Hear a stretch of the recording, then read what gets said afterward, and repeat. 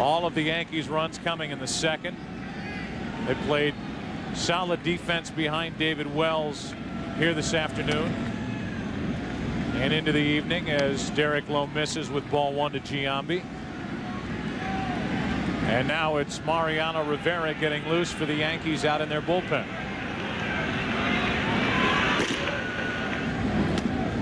On the outside corner, a ball and a strike. David he did a great job tonight, if that was his last inning. And you see Mariano getting up, and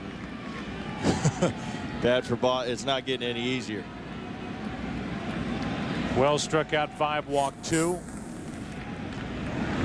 So far he's allowed a run on 4 hits, and we'll see if he is indeed finished. Depending, I would imagine, on what the Yankees do here in the 8th. If Joe Torre could avoid it, he would love to not have to use Rivera for 2 innings with a game coming up potentially tomorrow afternoon. That's an interesting point, because it's not tomorrow night, definitely, but only if the Cubs win tonight will these two teams meet at Yankee Stadium tomorrow night. And as Joe was saying, I think if they do score a couple runs, gives them the luxury of only using Rivera for 1 inning, and then tomorrow you have him available for 2.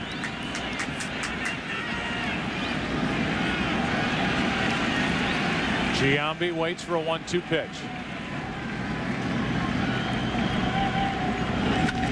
That's fouled on the line. Giambi has a hit. Line drive single into center back in the 5th inning. Only his 3rd hit and 16 trips to the plate in this series.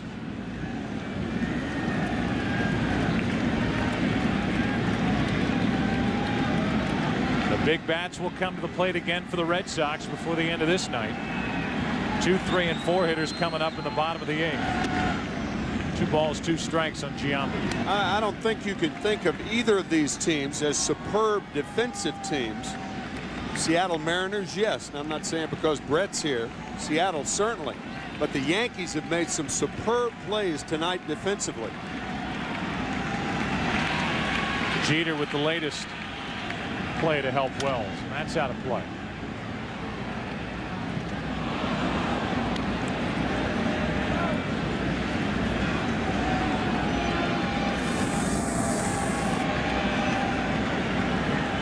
Again, we talked about it early in the game.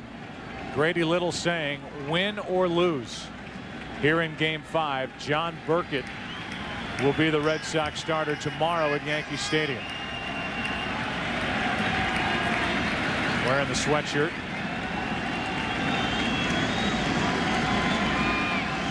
The 2-2 delivery. Giambi takes ball 3. The other option would be, if they wanted to bring Pedro Martinez back on short rest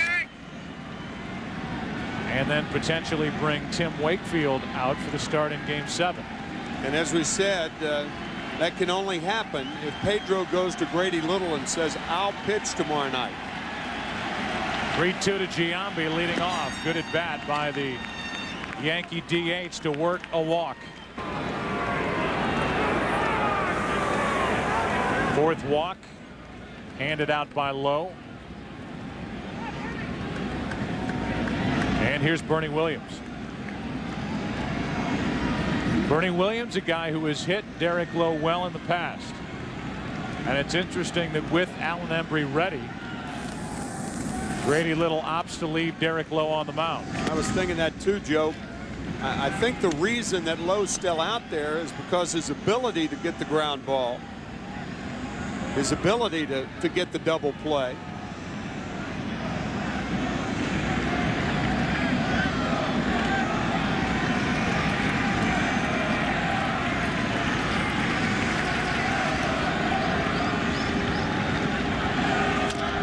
To the right side, Millar fires to second, out. Good play by Millar to get the lead runner, and on at first is Williams, now 11 out of 34 in his career against Lowe.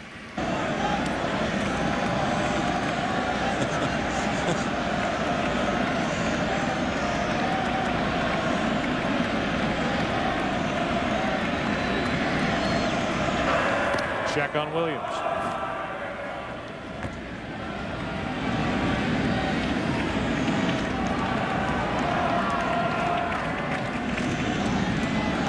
Posada 0 for 2 with a walk and a run scored. Joe Torre telling us before game 1 that he would hit and run with Posada. 3 guys he would not hit and run with: Soriano, Giambi, and Bernie Williams.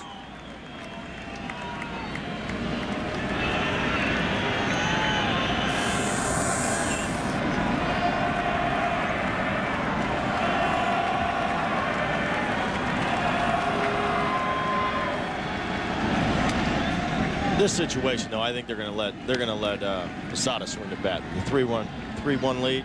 I don't think Joe wants to have him swing at something he doesn't want to swing at. Count evens at a ball and a strike.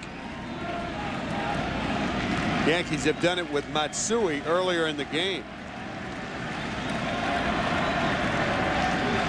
That was in that 3-run second inning. Kept at the plate by Veritek. 2 balls and a strike. Well, if the Yankees are going to do it, this would be the count on which to do it. 2 balls and 1 strike, considered by most as the ideal hit and run count.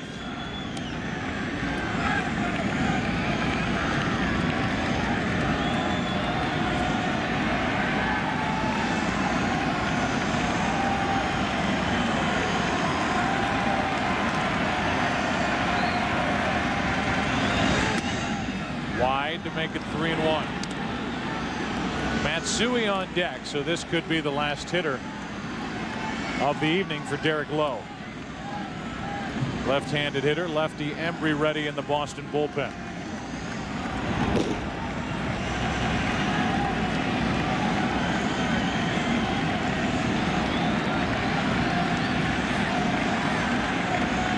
Red Sox have turned to double play tonight. Runner goes, base hit to right. Bernie Williams will turn and go to third. Posada gets his first hit of this game 5, and it's first and third, 1 out. 3-1 Yankees, top of the 8th inning. Off Embry to third. Miller will look home, throw to first for the out. The RBI makes it a 3-run game again, and Nick Johnson bats with Posada the runner at second and 2 out.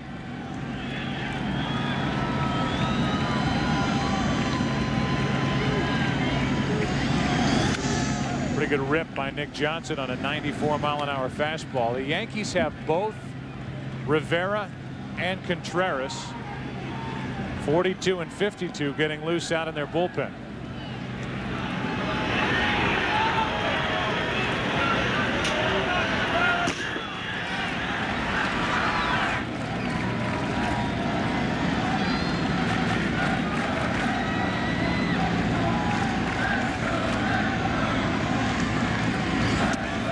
Typically, you would say, all right, 3-run lead, save situation. It's Rivera, but again, with a game coming up tomorrow, Joe Torre certainly has a decision to make. If he feels comfortable enough, leading by 3 at the moment, to bring Contreras in rather than Rivera for 6 outs. Right now, it's up to Embry to keep it a 3-run game. Ball 1 to Nick Johnson.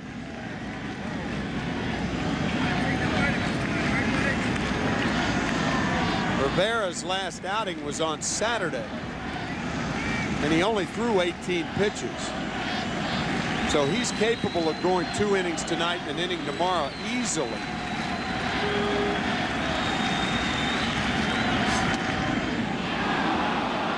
Two and 2, pretty close. I think you will certainly see Contreras if the Yankees score another run.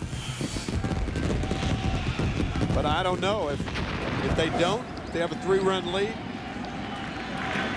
The primary thing is not to let this game get away. Bronson Arroyo, a right-hander, getting ready for the Red Sox.